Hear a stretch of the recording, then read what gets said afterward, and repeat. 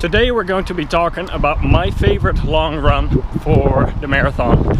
This is about 20 miles in length. We're gonna basically start with the first 15 miles aerobic, so at a pretty low heart rate. I calculate my low heart rate according to the 180 formula from Methadone. So we're going to be running 15 miles, 24 kilometers just below that heart rate. So for me that's 146, so I'll probably run around the 140, 145 mark. And then the last 5 miles, the last 8 kilometers, we're going to finish strong. So we're gonna finish with about 15 seconds faster than marathon pace. So I'm trying to run a sub 3 hour marathon, qualify for Boston 2018. So for that I have to run a 6:51 minute mile average. So I'm going to be running 6:51 minus 15 seconds would be about a 6:36 minute mile. So let's see how the last 5 miles are gonna go. I'm actually commuting right now. It's a Wednesday, a little bit past 6 o'clock. It's still pretty hot. It's about 80 degrees. So most probably my pace is not gonna be that fast because we're gonna be running partly on trail and the temperatures are still high. So just gonna take it easy.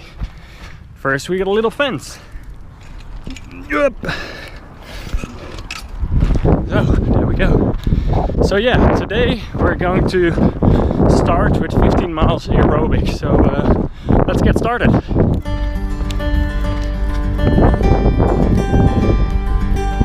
It's so nice out here. Really mellow. Heart rate alarm. Go too fast. Chill out.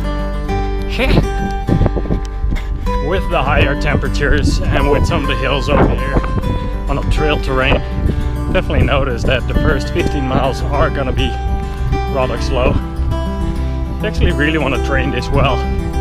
Would actually not be a bad idea to do this on road in similar condition to your marathon. I'm actually going to be running a trail marathon next month. That's why I'm actually adding some trail. I would say try to train in the conditions that you're going to be racing in.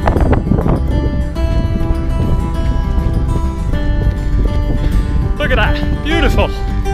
So lucky to have these trails in our backyard over here.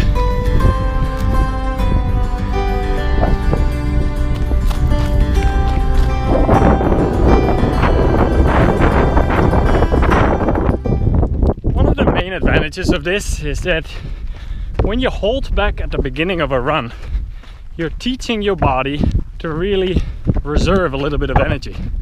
A real marathon, and I've said this before, does not start until mile 20. Everything before mile 20 is just a warm-up. So what we're doing here is we're just warming up. We're just slowly jogging at an aerobic pace.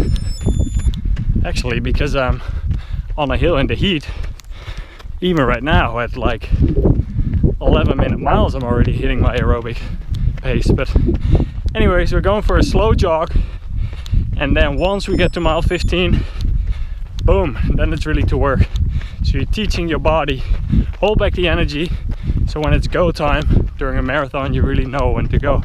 Right now, here's a little flat part. I'm about 4 miles in, and I'm running about 8-minute mile at 140 heart rate, so we're just cruising along.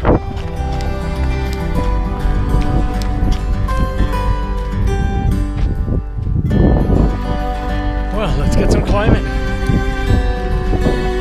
I have my heart rate alarm set at 146 heart rate, and that way I don't have to keep looking at my watch, but definitely a lot of slowing down. It's not real ideal for like fast marathon training, but at the other hand, I'm still getting some of my aerobic miles in. There we go, 147. The good thing is, what goes up also must come down.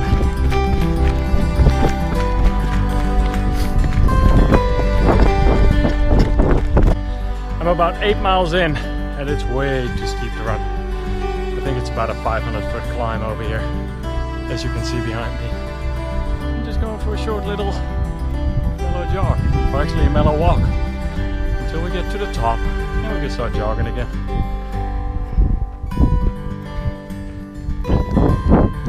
almost 10 miles in, going well. I've been climbing about 2,000 foot already, so definitely the pace is a lot slower than I normally would run on flat, but yeah, it feels good.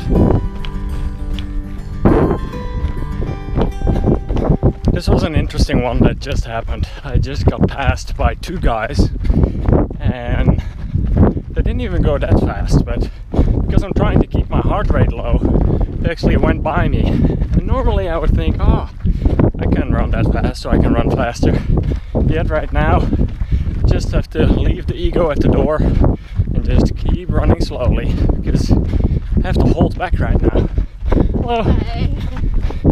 And even during a marathon, that's what you will have to do. Like, you're going to feel really good at the beginning of a race, of a marathon. You have the tendency to go run really fast right out. But it's so important to hold back when you're feeling good. And just training that actually in your training runs is really beneficial. So when race day comes around, you're actually used to that feeling of like slowing down and hold your energy for mile 20 when the race really starts. FaceTime with the family for a little bit before the kids go to bed. Hey, what are you doing? Hey! Hey!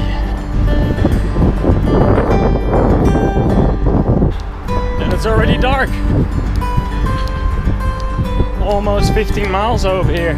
So then we're gonna run fast. 5 miles at 15 seconds faster than marathon pace. 6:36 minute mile. Let's do this. Almost 17 miles in, and I'm struggling. I can't get my heart. It keeps spiking up really high.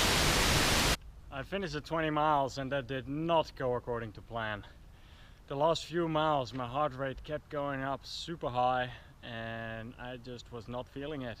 I got a side ache, completely out of energy. After 70 miles I still ran fast, and then 18, 19, 20s I ended up running it much slower than I initially wanted to. The reason we do these long runs is so we can experiment, see what food works, see what shoes work, see what outfit works, and eventually you take all your learnings from this, and next time when race comes around you have all these learnings, you have your taper before you go into a race, and you should be well prepared that you run a smooth race as is. So although today's run didn't go according to plan, I'm actually stoked that this happened. I'd rather have this happen now than that it happens during a race. So yeah, that was definitely hard work. I think I underestimated how high some of the hills were in the first like 10 miles, 10-15 miles. I did so much climbing. I think in total I did 2,300 foot of climbing. So the first half marathon took me almost 2 hours. So overall, this long run is typically better on a pretty flat surface, where you do the first 15 miles aerobic at a low heart rate, and then the last 5 you run fast. And that is obviously much easier when the terrain is flat, when the temperatures are lower, and yeah, when your body is fresh. I just worked 10 hours as well. I went into it almost in an arrogant way. I didn't really think about the food much. I didn't have any food on me, so right before I left I got some cookies out of the vending machine. And yeah, that obviously is not the right approach going into a long run. So anyhow, take my learnings and we'll be back next time again for another long run. This might happen to you as well. Even when you might go out on some of these training runs, you go in there with high hopes and they might not go according to plan. So keep trying. Just don't let it get to you. This is what training is for. At least you got it out of the way right now. Hope you enjoyed this video. More videos coming up on my website very soon. And yeah, have a good one on your long run.